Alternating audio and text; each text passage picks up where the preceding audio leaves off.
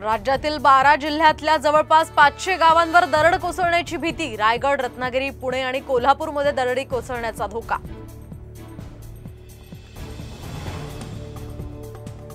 राज्यात पुढील 2 दिवसात जोरदार पावसाचा इशारा। आज मराठवाडा, मध्य महाराष्ट्राला पावसाचा येलो अलर्ट, तर कोकणाला सुद्धा मुसळधार पावसाचा इशारा।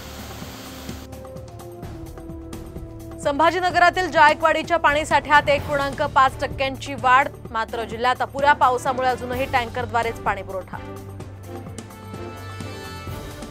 मुंबई गोवा मार्गावर प्रवाशांची वाहतूक कोंडीतनं सुटका नाहीच। माणगाव इंदापूर बायपासचं काम अपूर्ण असल्याचा फटका। तब्बल 24 वर्षांनी बलकवडी धरणातील शिवकालीन मंदिराचं दर्शन। धरण कोरडं पडल्यामुळे मंदिर पाहण्यासाठी पर्यटकांची गर्दी। राज्यात काही ठिकाणी पेरणीला वेग, तर 3 दिवसात 31,000 हेक्टरवर पेरणी। सोयाबीन पेरणीकडे शेतकऱ्यांचा कल। कांदा खरेदी धोरणाला शेतकरी आणि व्यापाऱ्यांचा विरोध कायम। वाणिज्य मंत्रालयाचा निर्णय अमान्य। निर्यात बंदी उठवण्याची मागणी। केंद्रीय मंत्री प्रतापराव जाधवांकडून बुलढाणा जिल्ह्यामध्ये नुकसानीची पाहणी। देऊळगाव, घुबे या ठिकाणी मृत सईच्या कुटुंबांना 4 लाखांची मदत।